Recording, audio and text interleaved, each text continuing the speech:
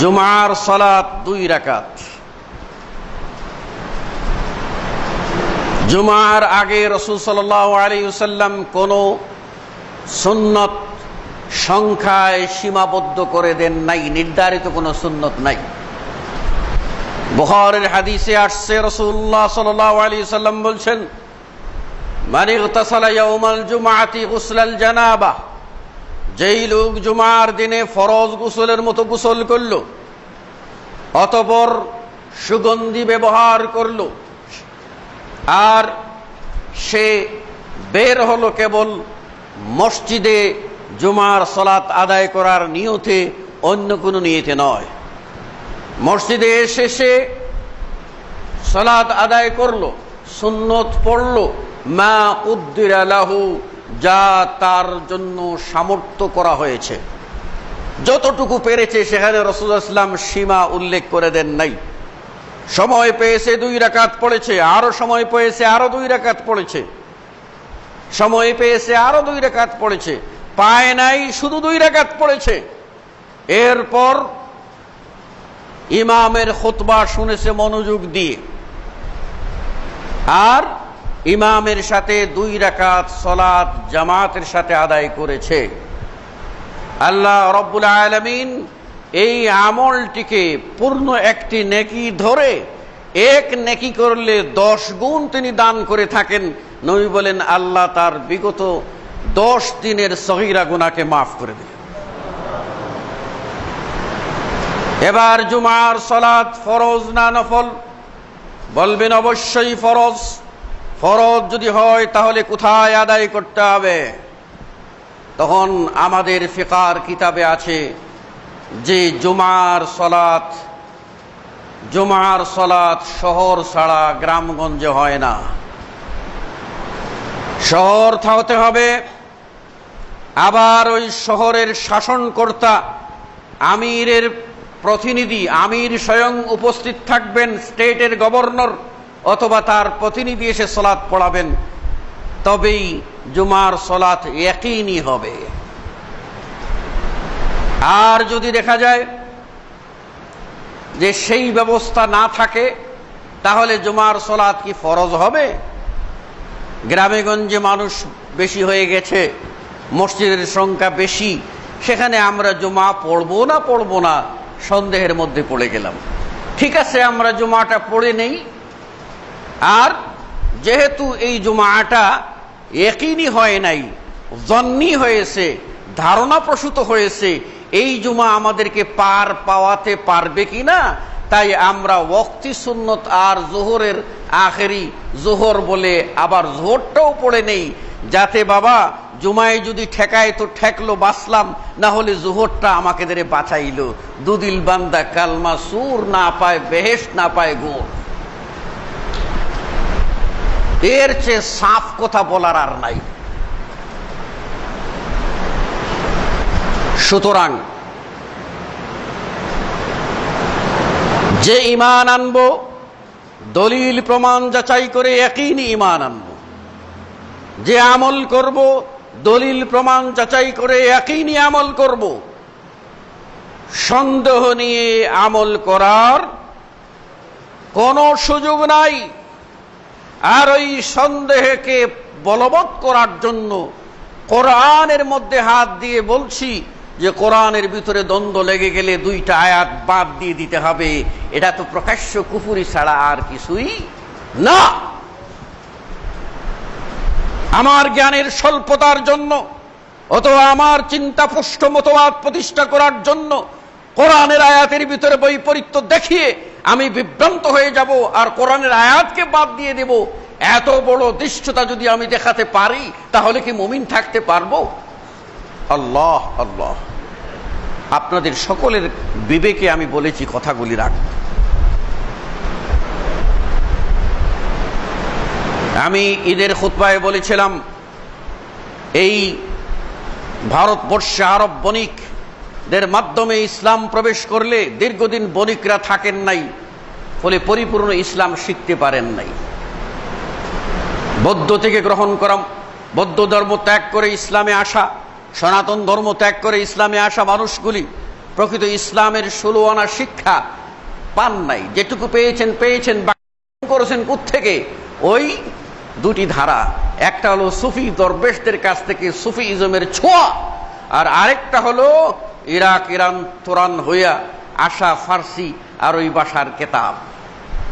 ফলে অবিমিশ্রিত ইসলাম, খাঁটি ইসলাম, কোরআন এবং সহিহ সুন্নাহের ইসলাম আমাদের মাঝে অপরিচিত থেকে যায়। যে কারণে এই ভারতবর্ষের মানুষেরা কোরআনের অনুবাদ করলে মানুষ শিখে ফেলবে, তাই যে অনুবাদ করেছে সে কাফের। হাদিসের চর্চা করলে মানুষ হাদিস শিখে ফেলবে, গুমর ফাঁক হয়ে যাবে, সুতরাং হাদিস চর্চা করা যাবে না। একেবারে দাওরে হাদিসের আগ পর্যন্ত আলিফ বা সা থেকে শুরু করে একেবারে দাওরে হাদিস পাশ করে টাইটেল পাশ করে ফেলবে, তার আগের বছর পর্যন্ত তাকে পড়ানো হয় ওই সমস্ত ফিকাহের কিতাব। আর লাস্টের 1 বছর তার মধ্যে রমাদানের আগে তার মধ্যে দেখেন কয়টা ছুটি পড়ে, সব মিলিয়ে দেখা যায় বছরে গড়ে ক্লাস যদি ধরেন 3-4 মাস ক্লাস হয়, এই 3-4 মাসে কেবলমাত্র হাদিস পড়েছে এই কথার বুলি আওড়াবার জন্য কুতুবে সিত্তা, সহিহ বুখারী, সহিহ মুসলিম, জামে তিরমিজি এবং আবু দাউদ আর ইবনে মাজাহ, এই যে কিতাবগুলি আছে, এই 6টি হাদিসের মধ্যে লক্ষ লক্ষ হাদিস। শুধু বুখারী ধরেন না কেন, শুধু বুখারীকেই যদি ধরেন তাহলে তাতে আপনার একাধিক উক্তি বাদ দিলে 4000 হাদিস। এই হাদিসগুলি কোথায়? 7275 কতটি হাদিস, আর ওই তাকরার বাদ দিলে 4000 হাদিস। এবার 4000 হাদিস পড়তে গেলে 4000 দিনের দরকার। 4000 হাদিস যদি পড়তে চায় বুঝে শুনে 4000 দিনের দরকার। মাত্র 365 দিনের ভিতরে পায় হয়তো আপনার 100 দিন, বাকি দিনগুলি ছুটি, বিভিন্ন প্রোগ্রাম। এই 100 দিনের ভিতরে এই হাজার হাজার হাদিস তারা কিভাবে পড়ায়? শুধুমাত্র পড়ে যায় ওই মাথা থেকে ওই মাথায়, আর কার পড়া কে পড়ে ব্যাখ্যার প্রয়োজন নেই। দুটি জায়গায় ব্যাখ্যা দেওয়া হয়, আমার কথা বিবেকের জন্য বলছি। একটা হলো যদি হাদিসটা আমাদের সমাজের বা আমাদের চিন্তাপুষ্ট যে তরিকার খেলাফ যদি হাদিসটা হয়, তাহলে ওই হাদিসটার জায়গায় থামিয়ে বলা হয় এই হাদিসটা সহিহ হলেও আমাদের এই মতবাদ বা আমাদের এই তরিকা এটা গ্রহণ করে না, এই গ্রাউন্ডে, সুতরাং এই হাদিস মানা যাবে না। এইটা পড়ানো হয়। আর আরেকটা পড়ানো হয় কি, পড়তে পড়তে গিয়ে দেখা যায় যে বোর্ড পরীক্ষায় এটা আসতে পারে, তখন থামিয়ে বলা হয় বোর্ড পরীক্ষায় এই হাদিসটা আসতে পারে, আসলে এই মানে প্রশ্ন হতে পারে, আর এই প্রশ্ন করলে এই উত্তর দিবা। এই হাদিস পড়া শেষ, আর মাঝখানের পুরোটাই হচ্ছে হাদাসানা কাল কাল কাল কাল করে কলকলিয়ে ওই মাথা পর্যন্ত পার হয়ে যাওয়া। সুতরাং হাদিস নিয়ে গবেষণাও নাই, চিন্তাও নাই। যখন হঠাৎ করে তাদের সামনে হাদিস তুলে ধরা হয়, তখন তারা সম্পূর্ণ মানে ফেলফেলিয়ে তাকিয়ে থাকে, কয় এটা তো জীবনেও শুনি নাই, এটা তো জীবনেও শুনি নাই, এ হাদিস কোত্থেকে আইলো? এরা আবার নতুন নতুন হাদিস চালি করলো কোত্থেকে? বাবা, হাদিস নতুন না, আপনার জ্ঞানের বহরটা ওই হাদিসের কাছে পৌঁছতে পারে নাই। যখন আপনাকে কোনো ভাই পৌঁছাইয়া দিয়েছে, তখন আপনি এটা হজম করতে পারছেন না, তাই বলছেন হাদিসটা নতুন। অতএব আসুন আমরা নিজেরা কোরআন ও হাদিসের চর্চা করি। সনাতন ধর্মাবলম্বীরা তাদের ঠাকুরদের কাছে রেখে দিয়েছে ধর্মগ্রন্থ, সাধারণ পাবলিকরা ধর্মগ্রন্থ পড়তেও পারবে না, জানতেও পারবে না। আর ইসলামের প্রথম নির্দেশটাই হলো ইকরা, পড়ো, জানো।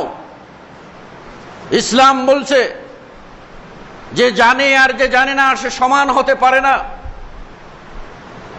ইসলাম বলছে আমার একটি কথাও যদি পাও, আজ জেনে নিয়েছো, অনাগত ভবিষ্যতে যে মানুষগুলি আমার সামনে হাজির হয় নাই, তাদের কাছে আমার কথাগুলি পৌঁছাইয়া দিবে।